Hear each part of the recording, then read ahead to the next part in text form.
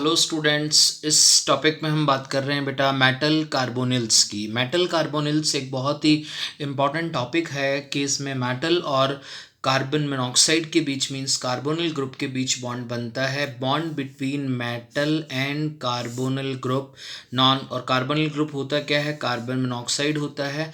तो carbon monoxide जब ligand की तरह बिहेव करेगा तो हम उसको कार्बोनिल कहेंगे, और कार्बोनिल ग्रुप जो मेटल के साथ बॉन्ड बनाएगा तो मेटल कार्बोनिल्स कहलाएंगे। इन metal carbonyls the metal carbon bond possess both sigma and pi character. बेटा मेटल कार्बोनिल्स की एक बहुत ही इंपॉर्टेंट कैरेक्टरिस्टिक होती है कि मेटल कार्बोनिल जो होता है उसके अंदर मेटल और कार्बन के बीच में सिग्मा और पाई बॉन्ड दोनों कैरेक्टर जो होते हैं वो प्रेजेंट होते हैं। Sigma and pi bond both character are present in metal carbonyls. कुछ मेटल कार्बोनिल्स के एग्जांपल हम आपको बताएं, जैसे NiCO का 4, FeCO का 5, CrCO का 6। आपने इन एग्जांपल्स को देखा होगा। इसको हम कहते हैं tetra carbonyl nickel.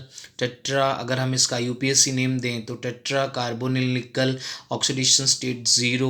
Penta carbonyl iron oxidation state कितना हो जाएगा 0। Hexa carbonyl chromium oxidation state कितना हो जाएगा 0। तो यहाँ पे जो बॉन्ड बन रहा है वो मेटल और कार्बन मोनोऑक्साइड के बीच बनता है।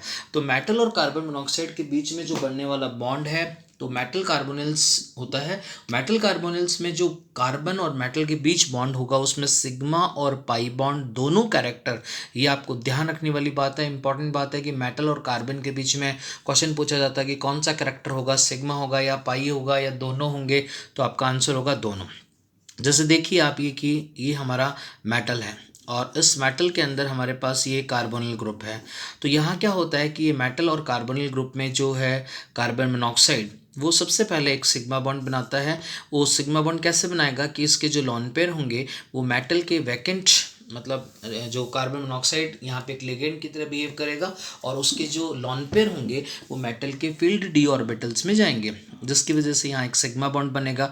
उसके बाद दोबारा मेटल के पास भी तो इलेक्ट्रॉन्स होंगे, तो मेटल के फील्ड डी ऑर्बिटल जो होंगे वो कार्बन के vacant pi star anti bonding molecular orbital से बायलैटरल ओवरलैपिंग करते हैं। और आपको याद होगा क्लास 11th में अपन ने पढ़ा था कि अगर हम एक्सियल ओवरलैपिंग करते हैं तो सिग्मा बॉन्ड बनता है, लेकिन बायलैटरल ओवरलैपिंग करते हैं तो पाई बॉन्ड बनता है। तो यहाँ पे पहला बॉन्ड सिग्मा बना और दूसरा बॉन्ड जो बनेगा वापस इसकी तरफ यानी मेटल से कार्बन मोनोऑक्साइड की तरफ बनेगा। इस बॉन्ड को हम कहते हैं पाई बॉन्ड। इस पाई बॉन्ड को हम कहते हैं बैक बॉन्डिंग भी कहते हैं इसको, ये बैक बॉन्डिंग होती है। इस बैक बॉन्डिंग से आप देखिए कि मेटल और इस कार्बोनिल ग्रुप के बीच में सिग्मा और पाई बॉन्ड दोनों कैरेक्टर्स आ जाते हैं। तो मेटल कार्बोनिल की एक कैरेक्टरिस्टिक होती है कि in between metal and carbon carbon और मेटल के बीच में both sigma in pi bonds character are present. अब इनके कुछ एग्जांपल जिनकी प्रिपरेशन मेथड कैसे करते हैं या हाई टेम्परेचर पे इनको रिएक्ट करवा के हम इनको बना सकते हैं। जैसे मान लीजिए निकल मेटल है, इसकी 4 मोल्स ऑफ कार्बन मोनोऑक्साइड से रिएक्शन करवाई 25 डिग्री सेल्सियस 1 atm, तो बनने वाला जो कंपाउंड है वो टेट्रा कार्बोनिल आयरन बन गया। आपको पता है कि इसका अगर हम ना यूपीएससी नेम देवें तो उसका यूपीएससी नेम आएगा टेट्रा कार्बोनिल निकल ऑक्सीडेशन स्टेट 0। टेट्रा कार्बोनिल निकल ऑक्सीडेशन स्टेट 0। आपको याद आ रहा होगा कि अगर हम इसमें हाइब्रिडाइजेशन निकाल रहे थे तो sp3 हाइब्रिडाइजेशन आएगा, और अगर हम वीबीटी थ्योरी से sp3 हाइब्रिडाइजेशन पे पहुंचते हैं तो इसकी ज्योमेट्री जो होती है वो बेटा कैसी होती है, टेट्राहेड्रल। टेट्राहेड्रल मीन्स वन जो बॉन्ड एंगल होगा वो 109 डिग्री 28 मिनट पे होगा।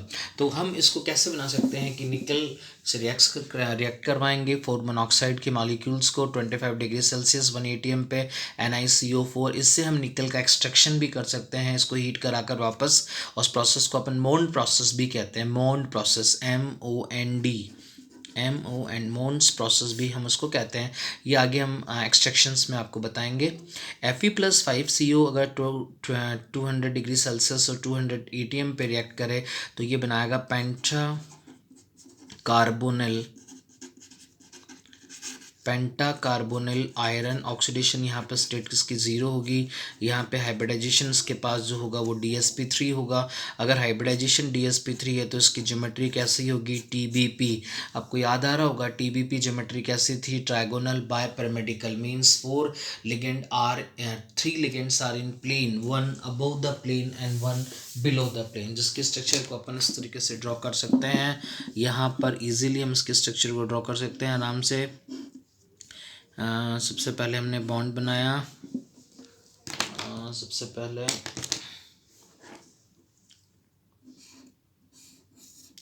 ये सेंट्रल एटम है Fe, ये तीनों लिगेंड्स आपके प्लेन में लगे हुए हैं कार्बोनिल ग्रुप, ये अबव द प्लेन, ये बिलो द प्लेन, और इस तरीके से यहाँ पे ज्योमेट्री बन जाती है TbP।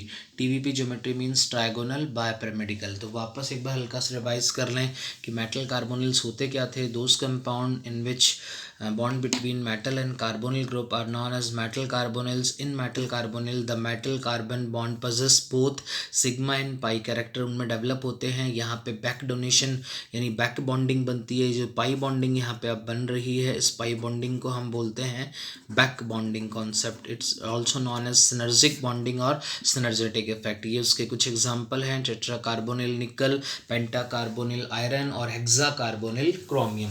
प्रिपरेशन मेथड भी क्या कर सकते हैं कि मेटल की रिएक्शन हम कार्बन मोनोऑक्साइड से हायर टेम्परेचर हायर प्रेशर पर रिएक्शन करवा के अलग अलग मेटल कार्बोनिल्स को बना सकते हैं। यहाँ पे हमारे ये दोनों बहुत इंपॉर्टेंट मेटल कार्बोनिल्स हैं, NiCO4, टेट्रा कार्बोनिल निकल 0, हाइब्रिडाइजेशन यहाँ sp3 है, geometry tetrahedral, bond angle 109 degree 28 minute. अगर हम यहीं आयरन की रिएक्शंस मान लीजिए करवाते हैं, 5 moles of carbon monoxide 200 degree Celsius 200 ATM पे पेंटा कार्बोनिल आयरन हमें ऑब्टेन होता है। यहाँ हाइब्रिडाइजेशन DsP3 और ज्योमेट्री क्या होगी, ट्रायगोनल बाय पैरामेडिकल।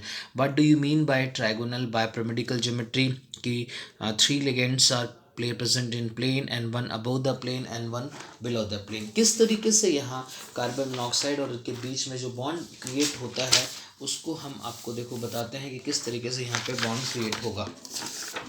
सबसे पहले आप ये देखिए कि यहाँ पे कौन कौन से बॉन्ड्स बनते हैं। सबसे पहले यहाँ पे 2 बॉन्ड बनेंगे। सबसे पहले जो मेटल और कार्बोनिल के बीच बॉन्ड बनेगा, तो कार्बोनिल का जो लोन पेयर होगा, कार्बोनिल का लोन पेयर मतलब कार्बन के पास लोन पेयर होता है, ऑक्सीजन के पास नहीं होता। कार्बन मोनोऑक्साइड की जो स्ट्रक्चर होती है, कार्बन मोनोऑक्साइड का जो स्ट्रक्चर होगा वो इस तरीके का स्ट्रक्चर होगा। ध्यान से आप देखिए, कार्बन मोनोऑक्साइड का स्ट्रक्चर C∼ उसके पास एक लोन पेयर, उसके पास भी एक लोन पेयर, इस पे नेगेटिव चार्ज होता है और इस पर पॉजिटिव चार्ज होता है।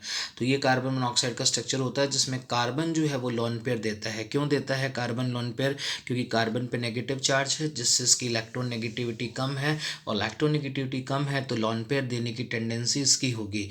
यानी कार्बोनिल लिगेंड में मेटल को जो लोन पेयर देगा वो ऑक्सीजन नहीं देगा, कौन देगा, कार्बन देगा। तो हमारे फर्स्ट कॉन्सेप्ट में क्या हुआ कि मेटल और कार्बोनिल ग्रुप के बीच में, मेटल और कार्बोनिल में कार्बोनिल ग्रुप के कार्बन ने अपना लोन पेयर दिया मेटल के वैकेंट d ऑर्बिटल को, और इस वजह से जो बॉन्ड क्रिएट हुआ वो सिग्मा बॉन्ड क्रिएट हुआ। कौन सा बॉन्ड क्रिएट हुआ, सिग्मा बॉन्ड। यानी सबसे पहले मेटल और कार्बोनिल ग्रुप के कार्बन के बीच में एक्सियल ओवरलैपिंग से यहाँ पे सिग्मा बॉन्ड क्रिएट होता है। उसके बाद में हम कहते हैं कि साहब मेटल के पास भी तो कुछ फील्ड d ऑर्बिटल्स होंगे, क्योंकि मेटल ट्रांजिशन मेटल सीरीज का है, निकल है, आयरन है, कोबाल्ट है, सब ट्रांजिशन मेटल है, तो इनके पास भी वैकेंट d ऑर्बिटल होंगे। तो सेकंड स्टेप में क्या होगा कि मेटल जो होता है उस मेटल के फील्ड d ऑर्बिटल, मेटल्स के जो फील्ड d ऑर्बिटल्स होते हैं वो मेटल के फील्ड डी ऑर्बिटल जो होते हैं वो कार्बोनिल ग्रुप यानी कार्बन के vacant pi star ABMO means anti bonding molecular orbital के साथ बायलैटरल, या अपन इसको कह सकते हैं ये पार्शियल ओवरलैपिंग या बायलैटरल ओवरलैपिंग करता है। बायलैटरल ओवरलैपिंग की वजह से यहाँ पे पाई बॉन्ड क्रिएट हो जाता है। तो पहले देखो फर्स्ट स्टेप में मेटल और कार्बोनिल ग्रुप के बीच में सिग्मा बॉन्ड बना। सेकंड स्टेप में वापस मेटल ने इलेक्ट्रॉन इनको दिए हैं और इनके मतलब इनके पास फिल्ड डी ऑर्बिटल्स में लॉन पेयर थे, इलेक्ट्रॉन थे और इनके पास वैकेंट था, पूरा खाली था, यानी अब की बार इलेक्ट्रॉन इन्होंने दिए हैं। तो यहाँ बैक बॉन्डिंग हो गई। तो मेटल और कार्बोनिल ग्रुप के बीच में पहले जो सिग्मा बॉन्ड के साथ साथ अब कौन सा कैरेक्टर आ गया, पाई बॉन्ड का कैरेक्टर भी आ गया। तो मेटल कार्बोनिल में सिग्मा और पाई बॉन्ड दोनों कैरेक्टर जो होते हैं मेटल और कार्बोनिल ग्रुप में, मेटल और कार्बन के बीच सिग्मा बॉन्ड भी और पाई बॉन्ड दोनों कैरेक्टर अवेलेबल रहते हैं। तो वापस देखिए आप, दो बॉन्ड बने। सबसे पहला जो बॉन्ड बना वो मेटल और कार्बोनिल ग्रुप के कार्बन के बीच बना।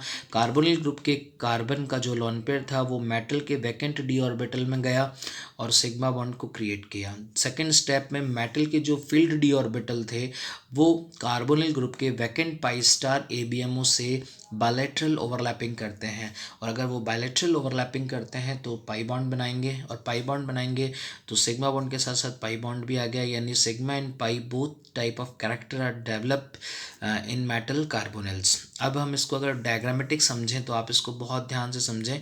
ये मेटल हमने बनाया है, ये हमारे पास कार्बन मोनोऑक्साइड है, यह कार्बोनिल ग्रुप मान लो, यह कार्बन मोनोऑक्साइड आप इसको कह लो, ये हमारे पास कार्बन मोनोऑक्साइड है और ये मेटल है।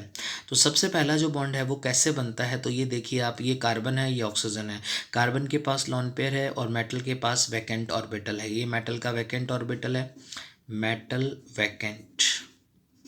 मेटल का वैकेंट ऑर्बिटल है, ठीक है। और ये यहाँ पर इसका क्या है बेटा, लॉन पेयर है, किसका, कार्बन का लॉन पेयर है। आपने कहा कार्बन का लॉन पेयर डोनेट होगा या ऑक्सीजन का, तो कार्बन का होगा क्योंकि कार्बन पे नेगेटिव चार्ज है और उसकी ईएन कम है, इलेक्ट्रोनेगेटिविटी कम है, तो डोनेट करने की टेंडेंसी क्या होती है, ज़्यादा होती है। तो सबसे पहले क्या करेगा, ये इसके साथ ओवरलैपिंग करेगा और ओवरलैपिंग करके यहाँ पर एक सिग्मा बॉन्ड को क्रिएट करेगा। यहाँ पर ये इसने सिग्मा बॉन्ड को क्रिएट कर लिया, यहाँ एक सिग्मा बॉन्ड, यानी यहाँ पे आप देखिए कि मेटल के यहाँ इसके कार्बोनिल ग्रुप के लॉन पेयर जो थे वो मेटल के वैकेंट ऑर्बिटल के साथ ओवरलैपिंग कर रहे हैं और ओवरलैपिंग यानी डोनेट करने के बाद सिग्मा बॉन्ड बनाए।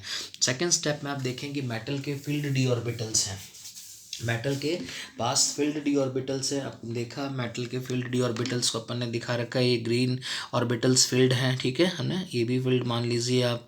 तो अब ये जो मेटल के फील्ड डी ऑर्बिटल्स हैं ये कार्बन यानी इस कार्बन मोनोऑक्साइड के ये वैकेंट ऑर्बिटल जो है यहाँ पे, ये वैकेंट जिनको अपन क्या कह रहे हैं, जिनको अपन कह रहे हैं कि ये कार्बन मोनोऑक्साइड के vacant pi star anti bonding molecular orbital है, इनके साथ इनकी ओवरलैपिंग होती है जिसे बायलैटरल ओवरलैपिंग अपन कहते हैं। और इस बायलैटरल ओवरलैपिंग के बाद यानी ये ऊपर भी होगी और नीचे की तरफ भी होगी लेकिन बॉन्ड एक ही बनेगा यहाँ पे। इस तरीके से इस बायलैटरल ओवरलैपिंग के वजह से यहाँ पे पाई बॉन्ड क्रिएट हो जाता है। तो आपने देखा फर्स्ट बॉन्ड जो बना वो सिग्मा बॉन्ड बना, वो sigma bond carbonyl group to metal बना था, लेकिन जो सेकंड बॉन्ड बना उसकी डायरेक्शन किधर की तरफ है, इधर की तरफ है वापस, कि मेटल के जो फील्ड डी ऑर्बिटल्स होंगे वो इसके vacant pi star anti bonding molecular orbital, bond molecular orbital भी दो टाइप के होते हैं बेटा, molecular orbital and anti bonding molecular orbital. तो क्या करेगा कि the first bond in first case carbonyl group lone pair donate into metal vacant orbital and form sigma bond, but in second case metal d orbital overlap with vacant pi star anti bonding molecular orbital of carbon monoxide and form pi bond, जिसकी वजह से यहाँ पे sigma और pi bond आ जाता है। इसको हम सिनर्जेटिक इफेक्ट भी बोलते हैं और बैक डोनेशन पाई बॉन्डिंग भी बोलते हैं। सिनर्जेटिक इफेक्ट आता है इस बैक डोनेशन पाई बॉन्डिंग की वजह से, यानी अगर बैक डोनेशन पाई बॉन्डिंग होगी तो सिनर्जेटिक इफेक्ट होगा और अगर बैक डोनेशन पाई बॉन्डिंग नहीं होती है तो सिनर्जेटिक इफेक्ट नहीं होता। लेकिन अब इसके लिए भी कंडीशन है कि बैक बॉन्डिंग क्या सारे मेटल बना सकते हैं या नहीं बना सकते, तो मैं आपको बता देना चाहता हूँ कोई ज़रूरी नहीं है कि सारे मेटल बनाए या नहीं बनाए। अगर मान लीजिए मेटल की ऑक्सीडेशन स्टेट हाई होगी, मेटल के पास डी ऑर्बिटल में इलेक्ट्रॉन ही नहीं है, तो फिर वो वैकेंट ऑर्बिटल में कैसे इलेक्ट्रॉन दे सकता है। तो यानी जो those metal which have higher oxidation state they can't able to form back donation bonding and they does not show synergetic effect, वो सिनर्जेटिक इफेक्ट शो नहीं कर सकते। सिनर्जेटिक इफेक्ट का मतलब होता है कि यहाँ पे बॉन्ड ऑर्डर जो होगा वो जितना मेटल कार्बन होगा उतना ही कार्बन ऑक्सीजन के बीच में भी हो जाएगा, सिनर्जिक बॉन्ड हो जाएगा। ठीक है, तो वो मेटल बैक डोनेशन बॉन्डिंग बनने की सबसे इंपॉर्टेंट कंडीशन क्या है कि मेटल के पास वैकेंट मेटल की ऑक्सीडेशन स्टेट जो है वो शुड नॉट बी हाई, और मेटल के पास जो है वो फिल्ड डी ऑर्बिटल्स में इलेक्ट्रॉन होने चाहिए ताकि वो डोनेट कर सके vacant pi star anti bonding molecular orbital of carbonyl group. तो अगर वो डोनेट कर देता है तो यहाँ पे बॉन्ड बन जाता है। अब मैं आपको देखो बताता हूँ कि ओवरऑल किस तरीके से यहाँ पे प्रोसेस बनता है, कि overall step in synergetic bonding. Overall step कौन कौन से स्टेप जो हैं वो हमारे पास यहाँ सिनर्जेटिक इफेक्ट में सिनर्जेटिक बॉन्डिंग में आते हैं। तो overall step in synergetic bonding, सबसे पहले आप देखो मेटल और कार्बोनिल के बीच में, तो आपने वापस देखा कि कार्बोनिल ग्रुप का क्या था, लॉन पेयर था, और मेटल का क्या था, vacant D orbital, vacant metal का वैकेंट डी ऑर्बिटल। और यहाँ से इलेक्ट्रॉन डोनेट हुआ, डोनेट होने की वजह से यहाँ पे कौन सा बॉन्ड बना, सिग्मा बॉन्ड।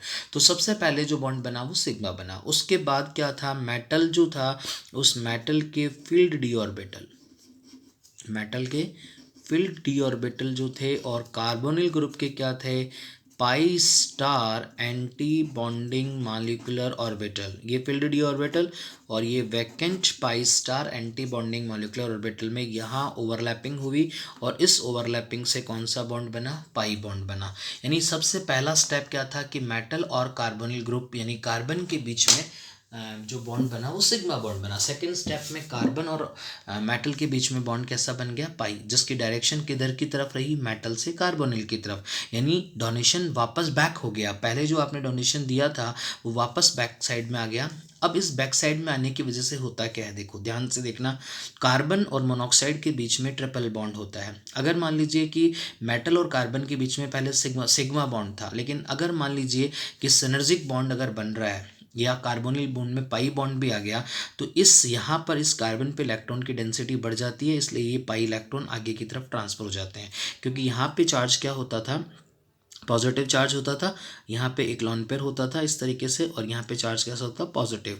तो ये इलेक्ट्रॉन यहाँ ट्रांसफर हो जाएंगे, तो सिनर्जिक आएगा। सिनर्जिक का मतलब कि मेटल और कार्बन ऑक्सीजन दोनों का जो बॉन्ड ऑर्डर है, आप देखिए मेटल और कार्बन के बीच में भी बॉन्ड ऑर्डर कितना है, 2, और कार्बन ऑक्सीजन के बीच में भी बॉन्ड ऑर्डर कितना है, 2, दोनों इक्वल हो गए। जबकि पहले क्या था कि अगर बैक डोनेशन बॉन्डिंग नहीं होती तो क्या था कि मेटल और कार्बन के बीच में बॉन्ड ऑर्डर की वैल्यू 1 थी, और कार्बन ऑक्सीजन के बीच में बॉन्ड ऑर्डर की वैल्यू कितनी थी, 3। लेकिन सिनर्जिक इफेक्ट या बैक डोनेशन बॉन्डिंग से दोनों के बीच में मेटल और कार्बन ऑक्सीजन के बीच में बॉन्ड ऑर्डर की वैल्यू जो थी वो क्या हो गई, इक्वल हो गई, जिसको हमने सिनर्जेटिक इफेक्ट कहा। अब यहाँ पे कुछ क्वेश्चंस पूछे जाते हैं, लेकिन मैं आपको पहले बताता हूँ। पहले आप इसको समझिए कि बॉन्ड ऑर्डर और बॉन्ड लेंथ, आपने 11th में भी पढ़ा होगा कि बॉन्ड ऑर्डर और बॉन्ड लेंथ जो होते हैं वो दोनों एक दूसरे के, बॉन्ड ऑर्डर और बॉन्ड लेंथ जो होते हैं वो दोनों एक दूसरे के क्या होते हैं, रेसिप्रोकल। कि अगर बॉन्ड ऑर्डर बढ़ता है तो बॉन्ड लेंथ क्या हो जाती है, डिक्रीज, बॉन्ड ऑर्डर बढ़ेगा तो बॉन्ड लेंथ डिक्रीज हो जाएगी। तो अगर मान लीजिए सिनर्जेटिक इफेक्ट की वजह से होता क्या है, मेटल और कार्बन के बीच में पहले सिग्मा बॉन्ड था, मेटल और कार्बन के बीच में क्या होता है, पहले सिंगल बॉन्ड था, एक बॉन्ड था। अब अगर सिनर्जेटिक बॉन्डिंग हो जाती है, बैक डोनेशन बॉन्डिंग हो गई, तो मेटल और कार्बन के बीच में बॉन्ड ऑर्डर 2 हो गया, जबकि कार्बन ऑक्सीजन के बीच में बॉन्ड ऑर्डर 3 था, तो वो क्या हो गया, डिक्रीज। तो मेटल कार्बन का बॉन्ड ऑर्डर बढ़ा है, बॉन्ड ऑर्डर BO का मीन्स बॉन्ड ऑर्डर बढ़ा है, जबकि यहाँ जो बॉन्ड ऑर्डर हुआ है कार्बन ऑक्सीजन के बीच में जो बॉन्ड ऑर्डर है वो डिक्रीज हो रहा है। यानी अच्छा, अगर बॉन्ड ऑर्डर बढ़ेगा तो बॉन्ड लेंथ क्या हो जाएगी, डिक्रीज, मेटल कार्बन की बॉन्ड लेंथ डिक्रीज हो गई, और कार्बन ऑक्सीजन की बॉन्ड लेंथ क्या हो गई, बढ़ गई। तो अगर आपको ऐसा क्वेश्चन पूछा जाए कि भाई बैक डोनेशन बॉन्डिंग से होता क्या है, तो बैक डोनेशन बॉन्डिंग जितनी ज़्यादा होगी, कार्बन ऑक्सीजन बॉन्ड लेंथ जो होगी, कार्बन ऑक्सीजन बॉन्ड लेंथ जो होगी वो उतनी ही ज़्यादा हो जाएगी, जबकि कार्बन ऑक्सीजन बॉन्ड ऑर्डर जो है वो उतनी ही क्या हो जाएगी, कम हो जाएगा, बॉन्ड स्ट्रेंथ कम हो जाएगी और बॉन्ड लेंथ बढ़ जाएगी। तो हम कह सकते हैं कि सिनर्जेटिक इफेक्ट और synergic bonding या back bonding is directly proportional to carbon oxygen bond length in metal carbonyl metal carbonyl, कि मेटल कार्बोनिल में कार्बन ऑक्सीजन की जो बॉन्ड लेंथ होगी वो बढ़ जाती है। तो इस तरीके से हम इस कॉन्सेप्ट को समझा सकते हैं। अगर हमें यहाँ पे मान लीजिए कोई क्वेश्चंस पुटअप हो तो हम इन क्वेश्चंस का जवाब किस तरीके से दे सकते हैं। जैसे मान लीजिए हमारे पास एक क्वेश्चन आया है कि मान लीजिए इन चारों कॉम्प्लेक्स में, आपको ये 4 कॉम्प्लेक्स स्क्रीन पे विजिबल होंगे।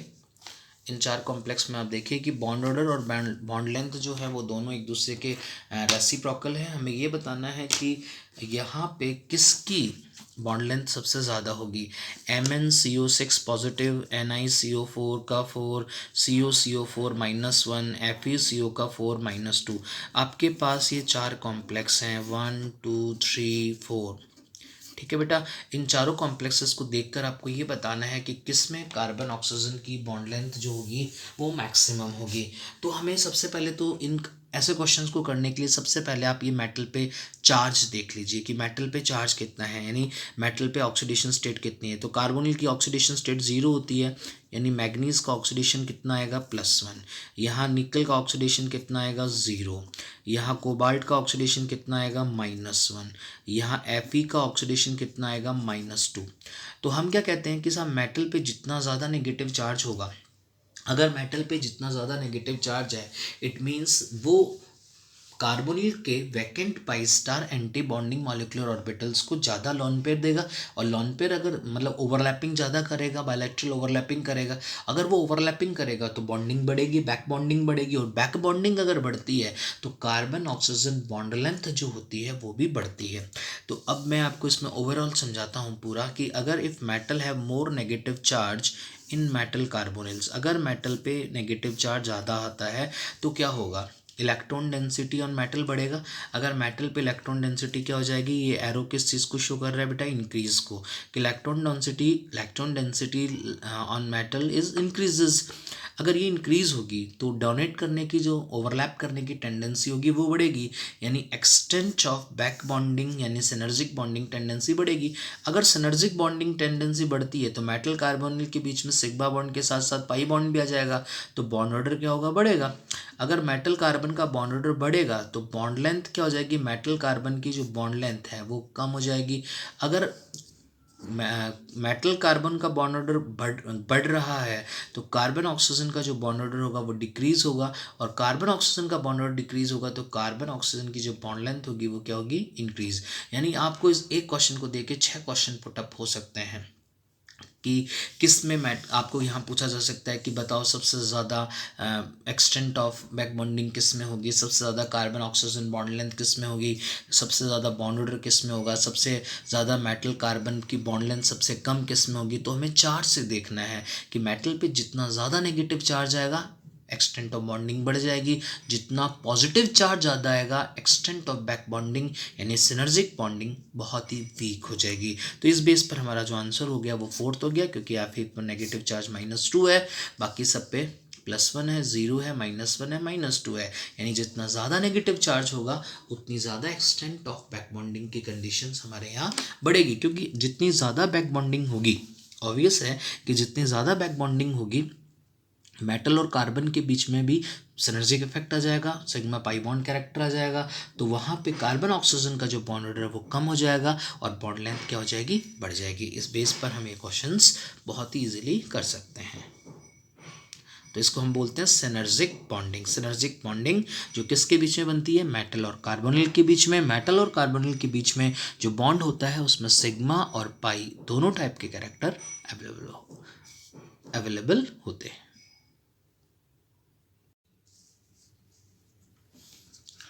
हेलो स्टूडेंट्स, अब इसी मेटल कार्बोनिल्स में आगे हम मेटल कार्बोनिल्स को पढ़ने के बाद हम बात करते हैं 18 electron rule for stability of metal carbonyls. 18 electron rule for stability of metal carbonyls. यहाँ पे जैसे ये 18 electron rule for stability of metal carbonyls का मतलब क्या है कि आपके दिमाग में आ रहा होगा कि सर आपने जो मेटल कार्बोनिल्स बनाए उसमें निकल के साथ एक निकल का एटम अगर एक है तो आपने 4 CO अटैच किए, आयरन का एटम एक था तो आपने CO5 अटैच किया, Cr का एटम एक था तो आपने कार्बन मोनोऑक्साइड यानी लिगेंड के 6 लिगेंड को अटैच किया। ऐसा क्यों होता है, क्या क्रोमियम के साथ 4 नहीं अटैच हो सकते, क्या निकल के साथ 5 नहीं अटैच हो सकते, क्या आयरन के साथ 4 नहीं अटैच हो सकते। तो इसके लिए 18 इलेक्ट्रॉन रूल बना हुआ है।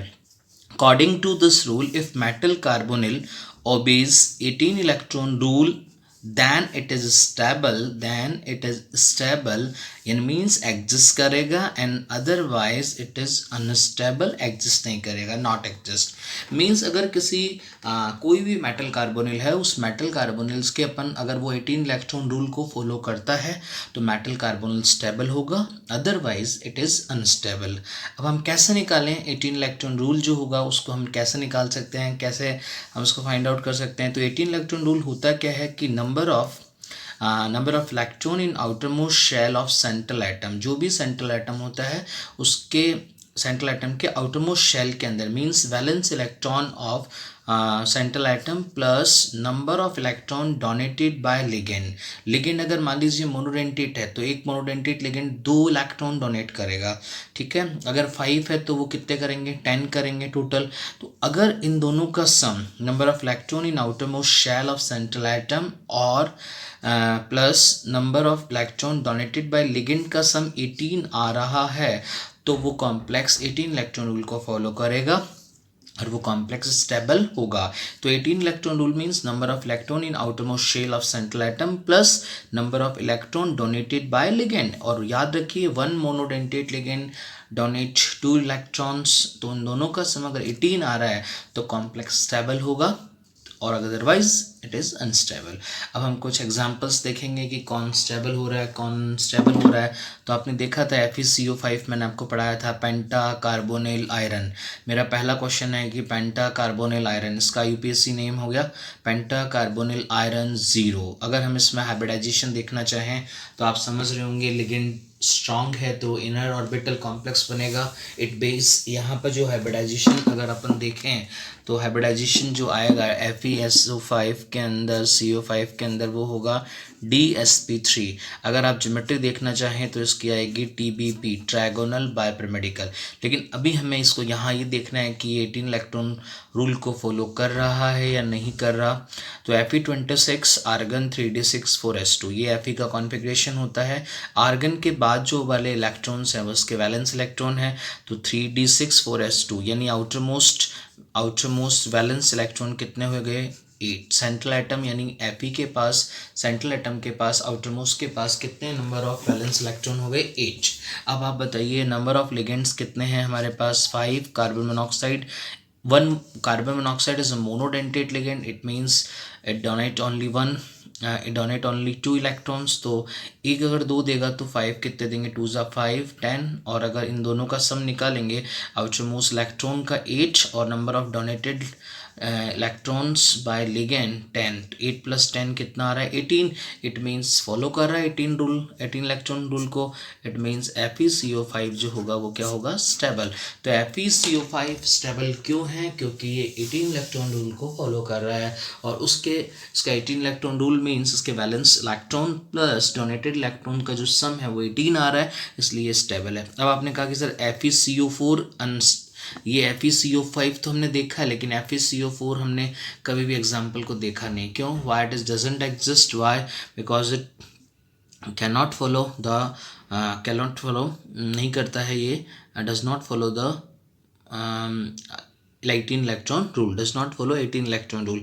क्यों नहीं करता है आप देखिए, आयरन है सेंट्रल एटम 1, उसके वैलेंस इलेक्ट्रॉन कितने होंगे 8। नंबर ऑफ लिगेंड्स कितने हैं 4, एक लिगेंड 2 देगा तो 8 कितना हो जाएगा 16। इसका मतलब 18 इलेक्ट्रॉन नहीं है तो हम कह सकते हैं हमारे according 18 electron rule system it is unstable. तो आपने देखा कि किस तरीके से हम 18 इलेक्ट्रॉन रूल सिस्टम की हेल्प से ये पता लगा सकते हैं कि कॉम्प्लेक्स कौन सा होगा। Fe के साथ कितने जुड़ रहे हैं 5 जुड़ेंगे इंस्टीड ऑफ FeCO4 जो होगा वो एग्जिस्ट नहीं करेगा जबकि FeCO5 एग्जिस्ट करेगा। इसी तरीके से एग्जाम्पल देखिए आप NiCO का 4 और इधर मैंने बनाया है NiCO का 5। हम देखते हैं कि कौन सा कॉम्प्लेक्स ज़्यादा स्टेबल है, कौन 18 इलेक्ट्रॉन को फॉलो कर रहा है। तो निकल सेंट्रल एटम है, निकल के इलेक्ट्रॉन्स कितने होंगे आर्गन 3d8 4s2 एंड इसका मीन्स क्या हुआ कि नंबर ऑफ वैलेंस इलेक्ट्रॉन कितने हो गए, डी के 8 और एस के 2 10 और नंबर ऑफ लिगेंड 4 है तो 8 18, तो ये 18 इलेक्ट्रॉन रूल को फॉलो कर रहा है। It means it is stable, NiCO4 is stable. अगर हम NiCO5 का केस देखें कि साहब ये जो है वो अनस्टेबल क्यों है, NiCO का 5 इट इज़ अनस्टेबल। ये क्यों है अनस्टेबल, क्योंकि निकल के वैलेंस इलेक्ट्रॉन कितने हैं 3d8 4s2, यहाँ पे भी 10 हो गया और यहाँ 1 लिगेंड 2 दे रहा है तो 5 कितने देंगे 10 10 20, तो इन नहीं आ रहा 18 इलेक्ट्रॉन के इक्वल, तो ये अपन क्या कहेंगे, it is unstable, it is unstable. तो हम इस तरीके से इलेक्ट्रॉन्स को बता सकते हैं। और भी हमारे पास ये मोनोन्यूक्लियर एग्जांपल है, mononuclear metal carbonyl. Mononuclear metal carbonyl का मीन्स क्या होता है, those metal carbonyls which have only one central atom, एक ही सेंट्रल एटम होता है, उन्हें हम मोनोन्यूक्लियर। हाँ, कई बार हमारे को क्वेश्चन पूछा जाता है कि number of metal metal bond in metal carbonyls की, सब number of metal metal bond metal carbonyls में कैसे होंगे। तो हमारे पास एक फॉर्मूला है जिससे हम मेटल मेटल बॉन्ड में किसी भी मेटल कार्बोनिल्स में पता लगा सकते हैं कि कितने मेटल मेटल बॉन्ड होंगे। तो metal metal bond equals to 18 into n minus total valence electron. Total valence electron जैसे अपन ने अभी निकाले थे इलेक्ट्रॉन 18 इलेक्ट्रॉन रूल के according, total valence electron upon 2।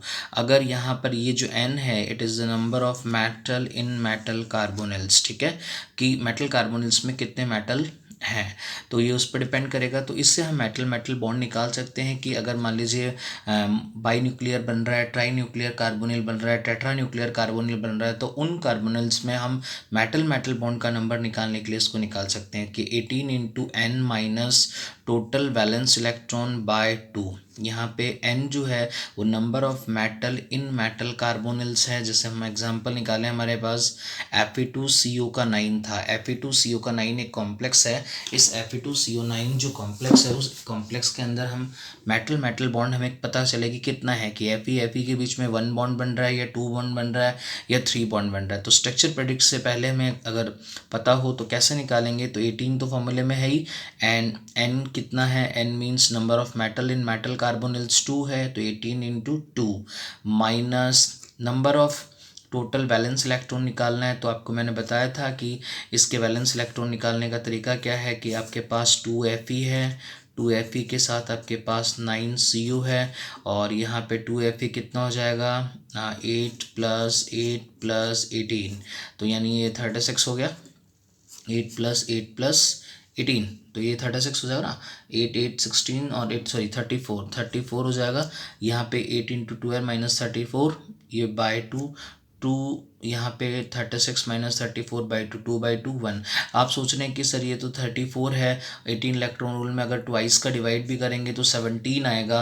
तो ऐसा नहीं होता है, क्योंकि आप यहाँ पे देखिए कि अगर आप देखोगे, अगर आप इसको इलेक्ट्रॉन से देखोगे तो इसका मतलब है कि आपने देखा 34 आ रहा है, लेकिन स्ट्रक्चर नहीं बनाई, क्योंकि Fe और Fe के बीच में भी एक बॉन्ड बना हुआ है जहाँ पे 2 इलेक्ट्रॉन शेयरिंग है, वहाँ के इलेक्ट्रॉन को भी अपने को ऐड करना पड़ेगा। तो 34 में अगर हम 2 ऐड करेंगे तो ये 36 बन जाएगा, अपॉन 2 करते ही कितना हो जाएगा 18 हो जाएगा। तो 18 इलेक्ट्रॉन रूल को फॉलो कर रहा है Fe2CO9। और यहाँ कैसे बनाएंगे हम, Fe के साथ 3 कार्बन मोनोऑक्साइड मॉल इधर लेफ्ट साइड, 3 राइट साइड और 3 बीच में ब्रिज के फॉर्म में होंगे जो 2 Fe के साथ अटैच होंगे, और Fe के बीच में एक बॉन्ड होगा, क्योंकि Fe के बीच में बॉन्ड होंगे जब ही number of total valence electron जो होंगे वो 36 होंगे, क्योंकि Fe के बीच में भी 2 इलेक्ट्रॉन आ रहे हैं। क्योंकि अगर आप इसका टोटल वैलेंस इलेक्ट्रॉन निकालते हो तो 34 आ रहा है, लेकिन Fe के बीच में भी एक एटम है जिसकी वजह, एक बॉन्ड है जिसकी वजह से यहाँ पे ये मतलब 18 इलेक्ट्रॉन रूल को सेटिस्फाइड कर रहा है और एक स्टेबल कॉम्प्लेक्स बना रहा है, और इसमें हम मेटल जो होगा कार्बन बॉन्ड्स का नंबर निकाल सकते हैं। इसी के आगे कुछ क्वेश्चंस जैसे इसमें कई बार पूछे जाते हैं कि मेटल कार्बोनिल्स में कई क्वेश्चन किस तरीके से, कई इसमें बहुत सारे क्वेश्चन पूछे जा सकते हैं। उसमें कुछ क्वेश्चन जैसे increasing order of carbon oxygen bond strength in these carbonyls. ये आपको 3 कार्बोनिल दे रखे हैं and they are isoelectronic series. Isoelectronic series का मतलब है कि ये तीनों जो कार्बोनिल्स हैं वो आइसो इलेक्ट्रॉनिक है। आइसो इलेक्ट्रॉनिक मीन्स इनके जो नंबर ऑफ वैलेंस इलेक्ट्रॉन है वो इक्वल हैं। जैसे आप क्रोमियम पे आएँ तो क्रोमियम के आउटर मोस्ट में कितने होते हैं 3d5 या क्रोमियम का नंबर, टोटल इलेक्ट्रॉन्स आप काउंट कर लो, क्रोमियम के कितने होते हैं 24 लिगेंड कितने देगा 12 36 हो जाएगा, ठीक है। 24 + 12 36, बात समझ में आ रही है कि 24 तो उसके टोटल नंबर ऑफ इलेक्ट्रॉन हो गए, यहाँ पे एक लिगेंड 2 देगा तो 6 12 देंगे। यहाँ इसका हो गया 25 है, लेकिन एक इलेक्ट्रॉन चला गया है, पॉजिटिव चार्ज है कॉम्प्लेक्स पे। Mn की ऑक्सीडेशन स्टेट कितनी आएगी, Mn की ऑक्सीडेशन स्टेट आएगी +1, तो यहाँ पे 5 की जगह हो जाएगा 24 + 12 36। अब यहाँ देखिए आप, यहाँ पे वेनेडियम का जो ऑक्सीडेशन स्टेट है वो -1 आ रहा है, तो इट मीन्स एक इलेक्ट्रॉन बढ़ जाएगा, तो 24 + 12 कितना हो जाएगा 36, यानी ये आइसो इलेक्ट्रॉनिक सीरीज़ है। हमें ये है बताना है कि इस आइसो इलेक्ट्रॉनिक सीरीज़ के अंदर, अब ये चारों के अंदर हमें ये बताना है कि किसमें कार्बन ऑक्सीजन बॉन्ड स्ट्रेंथ जो होगी वो सबसे मतलब क्या होगी, इंक्रीजिंग ऑर्डर बताना है। तो आपको मैं एक बात बताता हूँ, आपको पता ही है कि यहाँ बैक बॉन्डिंग बनती है, और हमारा एक फार्मूला था कि एक्सटेंट ऑफ बैक बॉन्डिंग, यानी जितनी ज़्यादा बैक बॉन्डिंग होगी उतनी ही carbon oxygen CO bond strength जो होगी, CO बॉन्ड स्ट्रेंथ उतनी ही क्या हो जाएगी, कम, यानी CO बॉन्ड स्ट्रेंथ उतनी ही कम हो जाएगी जितना ज़्यादा एक्सटेंट ऑफ बैक बॉन्डिंग होगी। अब बैक बॉन्डिंग एक्सटेंट किस में होगी कि मेटल पे चार्ज ज़्यादा होना चाहिए, मेटल पे इलेक्ट्रॉन डेंसिटी ज़्यादा होनी चाहिए। तो आप यहाँ पे देखिए, क्रोमियम का ऑक्सीडेशन स्टेट 0 है, यहाँ पे मैग्नीज का ऑक्सीडेशन स्टेट +1 है, यहाँ वेनेडियम का ऑक्सीडेशन स्टेट -1 है, और ये सब आइसो इलेक्ट्रॉनिक सीरीज़ है। नंबर ऑफ लिगेंड्स भी यहाँ सेम है, तो हमने कहा कि वेनेडियम के पास इलेक्ट्रॉन डेंसिटी ज़्यादा है। अगर वेनेडियम मेटल के पास इलेक्ट्रॉन डेंसिटी ज़्यादा होगी तो ये बैक डोनेशन बॉन्डिंग बनाएगा। अगर ये बैक डोनेशन बॉन्डिंग बनाएगा तो मेटल कार्बन बॉन्ड जो है वो स्ट्रॉन्ग हो जाएगा, क्योंकि वो सिंगल बॉन्ड से डबल बॉन्ड में कन्वर्ट हो जाएगा, और कार्बन ऑक्सीजन का जो ट्रिपल बॉन्ड था वो ट्रिपल बॉन्ड से डबल बॉन्ड में कन्वर्ट हो जाएगा, यानी वो कमज़ोर हो जाएगा, और कमज़ोर हो जाएगा तो कार्बन ऑक्सीजन बॉन्ड स्ट्रेंथ क्या हो जाएगी, कम हो जाएगी। तो extent of back bonding is inversely proportional to carbon oxygen bond strength. I think ये आपको बात बहुत इंपॉर्टेंट समझ में आ रही होगी। अगर हमें कार्बन ऑक्सीजन बॉन्ड स्ट्रेंथ पूछता है तो हम कहते हैं डिक्रीज होती है, और अगर हमें डायरेक्ट कोई बोलता है कि metal carbon bond strength, metal carbon bond strength, तो मेटल कार्बन की जो बॉन्ड स्ट्रेंथ होती है वो बहुत ज़्यादा इंक्रीज़ हो जाती, क्योंकि बैक बॉन्डिंग से मेटल कार्बन का जो बॉन्ड है वो स्ट्रांग हो जाता है, और कार्बन ऑक्सीजन का जो बॉन्ड है वो वीक हो जाता है, क्योंकि वो सिंगल बॉन्ड से, मेटल कार्बन जो है वो सिंगल बॉन्ड से डबल बॉन्ड में कन्वर्ट हो जाता है, क्योंकि इसमें पाई कैरेक्टर भी आ जाते हैं, और CO बॉन्ड जो जिसमें कार्बन ऑक्सीजन के बीच में ट्रिपल बॉन्ड होता है वो डबल बॉन्ड में कन्वर्ट हो जाता है। तो इसका मतलब सबसे ज़्यादा जो होगा increasing order of CO bond strength जो होगी वो सबसे ज़्यादा, यानी CO बॉन्ड स्ट्रेंथ सबसे कम किस में होगी, इसमें। तो चार्ज कैसा होना चाहिए, सबसे कम बैक बॉन्डिंग कहाँ हो रही है, जिसमें पॉजिटिव चार्ज है, उसके बाद न्यूट्रल, उसके बाद में ये। तो सबसे पहला ऑर्डर ऑफ यहाँ पे क्या होगा, MnCO6 प्लस, उसके बाद हमारा न्यूट्रल एग्जाम्पल CrCO6, उसके बाद हमारा एग्जाम्पल VOCO6-। आप ध्यान रखिए इस पे पॉजिटिव चार्ज है, इसका मतलब इसके पास इलेक्ट्रॉन नहीं है, ऑक्सीडेशन स्टेट आ गई, इलेक्ट्रॉन नहीं है, इलेक्ट्रॉन नहीं है तो बैक बॉन्डिंग नहीं होगी, बैक बॉन्डिंग नहीं होगी तो मेटल कार्बन का बॉन्ड सिंगल ही रहेगा, और कार्बन ऑक्सीजन का बॉन्ड ट्रिपल ही रहेगा, यानी बॉन्ड स्ट्रांग होगा तो बॉन्ड स्ट्रेंथ बढ़ेगी। तो यहाँ पे बॉन्ड स्ट्रेंथ सबसे ज़्यादा किस में हो रही है, जिसमें पॉजिटिव चार्ज होता है, फिर न्यूट्रल, और जिसमें नेगेटिव होता है। अगर आपको पूछा जाए सबसे ज़्यादा बैक बॉन्डिंग हो कहाँ रही है, जिस पर नेगेटिव चार्ज है, इलेक्ट्रॉन डेंसिटी जहाँ ज़्यादा है वहाँ बैक बॉन्डिंग ज़्यादा होगी, जहाँ इलेक्ट्रॉन डेंसिटी कम है वहाँ बैक बॉन्डिंग भी क्या होगी, कम। अब इसके बाद में CrCO6 जो है वहाँ पे न्यूट्रल है। इसी तरीके से दूसरा क्वेश्चन है कि FeCO5 जो है उसमें Fe कार्बन बॉन्ड पजेस, कि मेटल कार्बोनिल है, इस मेटल कार्बोनिल में Fe और कार्बन के बीच में जो बनने वाला बॉन्ड है वो किस टाइप का कैरेक्टर लेता है। तो हम क्या कहेंगे कि भाई FeCO के बीच में जो बनने वाला बॉन्ड होगा वो कैसा कैरेक्टर होगा। तो आपको ध्यान हो रहा होगा कि सबसे पहले हम कहते थे कि मेटल और कार्बन के बीच में, हम कहते थे कि मेटल और कार्बन के बीच में सिग्मा बॉन्ड बनता था। सिग्मा बॉन्ड बनता था क्योंकि कार्बन का जो लॉन पेयर था वो मेटल के वैकेंट ऑर्बिटल्स को प्रोवाइड किया जाता था। फिर उसके बाद मेटल के जो डी ऑर्बिटल होते थे, मेटल के जो डी ऑर्बिटल होते थे वो कार्बन मोनोऑक्साइड के vacant pi star anti bonding molecular orbital के साथ बायलैटरल ओवरलैपिंग के बाद पाई बॉन्ड बनाते थे। तो पाई बॉन्ड अगर वो बनाएंगे तो यहाँ पे इलेक्ट्रॉन डबल बॉन्ड, यहाँ पे इलेक्ट्रॉन आगे ट्रांसफर हो जाएगा, और यहाँ पे इस तरीके से इफेक्ट आ जाता था, यानी मेटल और कार्बन के बीच में क्या आ जाएगा, डबल बॉन्ड आ जाता था। तो इसका मतलब यहाँ पे सिग्मा बॉन्ड भी आ जाएगा और यहाँ पाई बॉन्ड भी आ जाएगा। तो मेटल और कार्बन के बीच में यानी Fe और कार्बन के बीच में कैसा कैरेक्टर आता है, सिग्मा भी आता है और पाई भी आता है। तो मेटल कार्बोनिल के अंदर, मेटल कार्बोनिल में मेटल और कार्बन के बीच में सिग्मा बॉन्ड कैरेक्टर भी होता है, पाई बॉन्ड कैरेक्टर भी होता है।